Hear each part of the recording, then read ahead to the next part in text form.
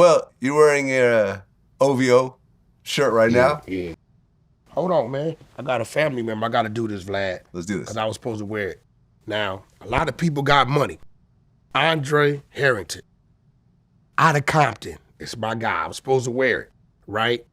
Black art starts at $1 million. Okay. Starts at $1 million. Starts at $1 million. It starts at $1 million. Y'all go check him out. Black art starts at $1 million. And I told him, I said, yo, bro, when I went over there, I said, man, you know, give me a piece or two. He like, what? I'll give you a discount. I said, what are you talking about? He said, bro, my art starts at $1 million. Well, you do know that the highest selling American artist of all time is black. No, I don't know. Cause I haven't, that's not my thing. That's right? not your thing? I don't decorate the house. It's Basquiat. I don't know. I interviewed his sisters, and they had a $1 billion art collection at the museum where I interviewed Listen, them. Andre Herrington starts at $1 million. And I don't know, but now I know, and I'm trying to get him to give me a discount on something. I said, look, if you get me into the art and I start to like it, then I'll come back. Because I don't decorate the house. You know, that's just not, That's my your woman thing. does that. I don't, Yeah. you know, I may get now my man cave is one thing, right? And you know what we're into, the sign shack, you know, the sign Kobe. Yeah. You know, we're into that type of stuff, Right. right? But I had no idea, and I'm not gonna lie. I heard Jay-Z speak on art, but this shit really don't make sense to me. I've owned art. I've owned Keith Haring's before. I have a What does it Murakami. do for you when you look at it? Well, Does it feel like $1 million? it definitely. I mean, I've never owned $1 million art pieces, but I've had art pieces that are like maybe 50,000. If you like the artist, the piece speaks to you. But after a while, you do get tired of it, of just watching the same thing. I kind of think you got to be in a circle to where I'm going by your house. Oh, you got that? You're going by my house. I went to Russell Simmons' house, and he had a Basquiat Warhol in his house, and it was like, wow, this is like a $50 million piece. But watch know? this. You have to be in those circles that appreciate that to really feel like, because, bro, even the $50,000 piece you have, right?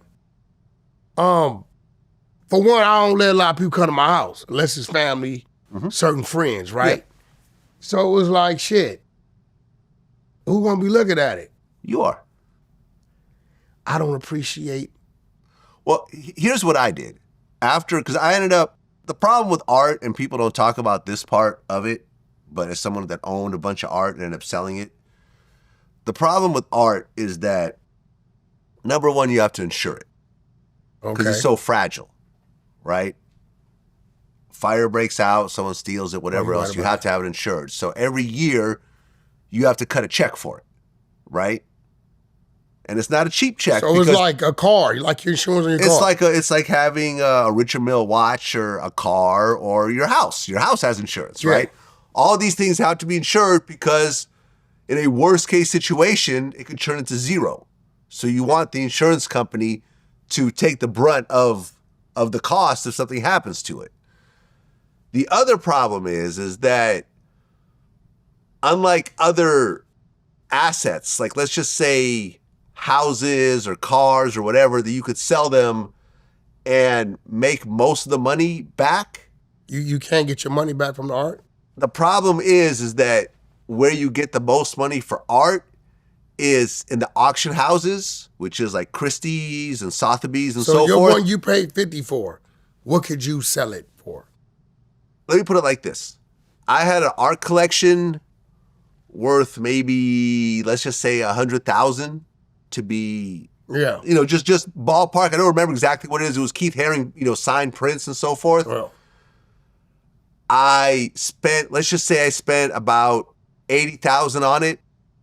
It sold at auction for about 160, and I thought I did really well. You doubled your money. But then once all the fees kicked in for Christie's, because there's like a 25% seller's commission, a 25% buyer's commission. And they're like, oh, you should list it low so they'll get higher. Not telling you that. So you made 80, pretty much. I made like 90, so I walked away with like 10,000. Listen, so after the dust settled, I almost broke even. Let me tell you the art. My man John Bourne, He come to your house and draw everything on your walls in detail. Even if you chicks, he does body art. I watched him do body art, right?